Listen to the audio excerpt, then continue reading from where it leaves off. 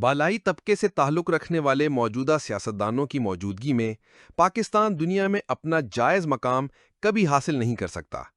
یہ ایک مختصر خصوصی کلب ہے جس کے ارکان اوسط درجے کی ذہانت رکھتے ہیں، ان کا ویژن محدود ہے، نااہل ہیں، دانش کے اعتبار سے کمزور اور اخلاقی لحاظ سے دیوالیہ۔ یہ صرف ایک فن کے ماہر ہیں، اور وہ فن ہے اپنے مفادات کی حفاظت کرنا۔ پاکستان کے اپر کلاس سیاستدان دو طبقوں میں منقسم ہیں۔ پہلا طبقہ حکمران خاندانوں پر مشتمل ہے، دوسرا طبقہ ان کے قریبی حواریوں پر۔ حکمران خاندانوں کے افراد اقتدار اور مراعات کے اولین دعوے دار اور حقدار ہیں۔ دوسرے نمبر پر ان کے حواری ہیں، جو ان ٹکڑوں پر پلتے ہیں جو حکمران خاندان ان کی طرف پھینک دیتے ہیں۔ لیڈرشپ مہیا کرنے والے اس سرچشمے کو بڑا کرنا پڑے گا۔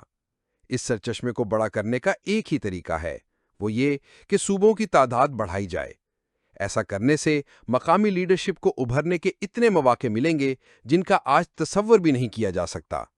یہ وہی لیڈرشپ ہے جس کا راستہ موجودہ شاہی خاندانوں نے روکا ہوا ہے۔ یہ نعرہ حق میاں عامر محمود نے بلند کیا ہے۔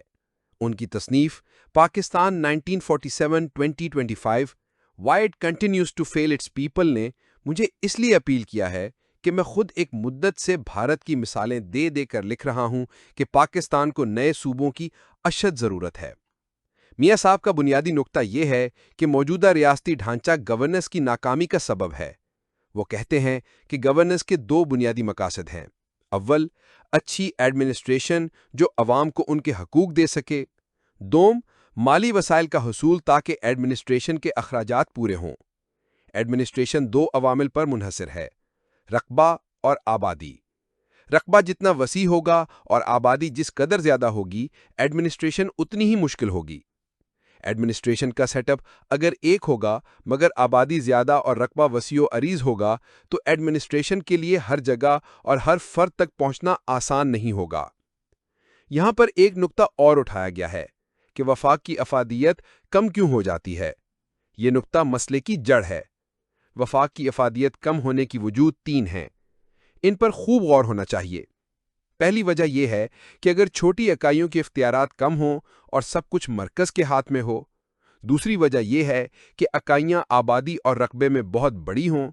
پنجاب اور بلوچستان اس کی واضح مثالیں ہیں۔ تیسری وجہ یہ ہے کہ اکائیاں باہمی طور پر غیر متوازن ہوں، جیسے بلوچستان اور پنجاب، ایک کی آبادی بہت زیادہ اور دوسرے کی بہت کم۔ سارے مسئلے کا مرکزی نقطہ یہ ہے کہ فیصلہ سازی کا مقام عوام کے لیے دور نہ ہو۔ کہاں شکارپور اور کہاں کراچی، کہاں اٹک اور کہاں لاہور، کہاں مانسہرہ اور ڈیرہ اسماعیل خان اور کہاں پشاور، کہاں گوادر اور لسبیلا اور کہاں کوئٹہ۔ ان نامساعد فاصلوں کا حل ایک ہی ہے: اختیارات کی مقامی سطح پر تقسیم۔ میاں عامر محمود اس تضاد کی طرف توجہ دلاتے ہیں کہ تحصیلوں، ضلعوں اور ڈویژنوں کی تعداد تو ہم بڑھاتے گئے۔ تقسیم کے وقت پنجاب کے اضلاع کی تعداد 16 تھی، اب 41 ہے۔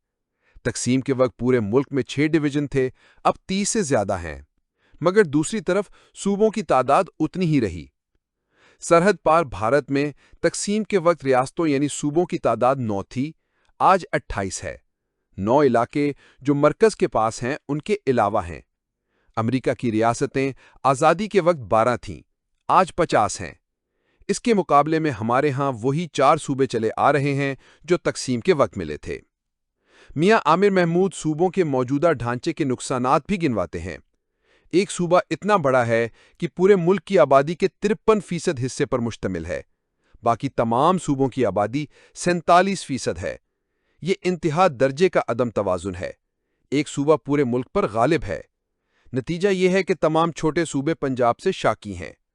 پنجاب کو چھوٹے صوبوں میں تقسیم اس لیے نہیں ہونے دیا جا رہا کہ موجودہ سائز قومی سطح پر چودراہٹ کا ضامن ہے۔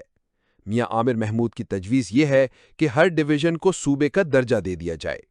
پنجاب کے صوبے 10 ہوں گے۔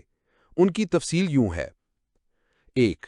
لاہور یعنی لاہور، قصور، شیخوپورہ، ننکانہ صاحب۔ 2. گوجرانوالا یعنی گوجرانوالا، سیالکوٹ، نارووال۔ 3. فیصل آباد یعنی فیصل آباد، جھنگ، چنیوٹ، ٹوبہ ٹیک سنگھ۔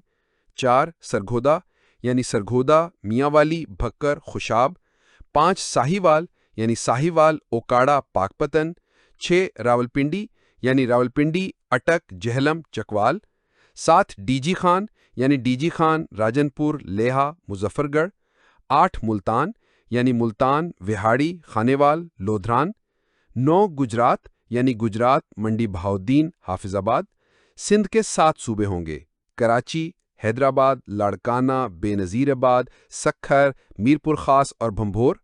खैबर पख्तूनख्वा के भी 7 सूबे बनेंगे, डेरा इस्माइल खान, बन्नू, हज़ारा, कोहाट, मालाकंड, मर्दान और पेशावर।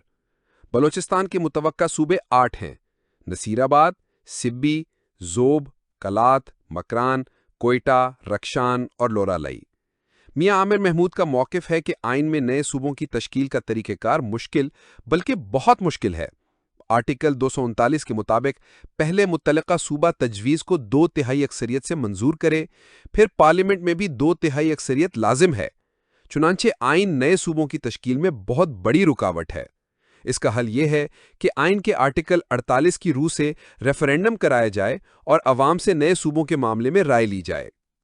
हमारे आइन का एक मनफी पहलू यह भी है कि 4 सूबों के नामों की तखसीस कर दी गई है। यूं सूबों की तादाद पर एक किस्म की मोहर लगा दी गई है। भारतीय और अमरीकी आइन में ऐसा नहीं है।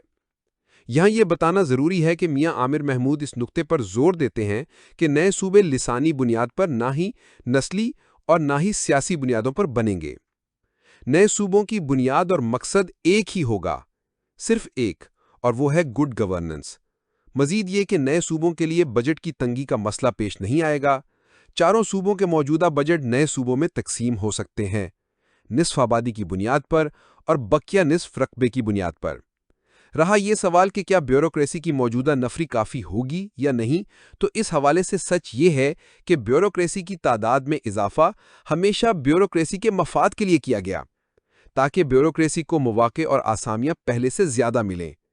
ये इजाफा अवामी मफाद में कभी नहीं किया गया। जब हर सूबे को मुंतखब नुमाइंदे चलाएंगे तो ब्यूरोक्रेसी की तादाद और बादशाहत दोनों की ज़रूरत पहले से कम पड़ेगी। मियां आमिर महमूद की तसनीफ़ का ये एक मुख्तसर तारुफ है। सच ये है कि तख्ते लाहौर, तख्ते कराची, तख्ते पेशावर और तख्ते कोयटा की इजारादारी को ख़त्म करने के लिए ये तजावीज़ बेहतरीन है और वक्त की आवाज़ हैं। इस कॉलम निगार का ताल्लुक ज़िला अटक से है। हमसे बेहतर कौन जानता है कि लाहौर जाकर काम कराना कितना कठिन है। हमारे सूबे का दारुल हुकूमत रावलपिंडी हो तो किस्मत मुस्कुरा उठे। जनरल परवेज़ मुशर्रफ के दौर में ज़िले हुकूमतें बनी तो कुछ आराम मिला, मगर फिर ज़िले हुकूमतों का निज़ाम लपेट दिया गया। इख्तियारात की तकसीम निचली सतह पर ना हो तो जमहूरियत जमहूरियत नहीं, कुछ और है। मियां आमिर महमूद का ताल्लुक लाहौर से है और अलमिया यह है कि उनकी तजावीज़ की सबसे ज़्यादा मुखालफत शायद लाहौर से ही हो।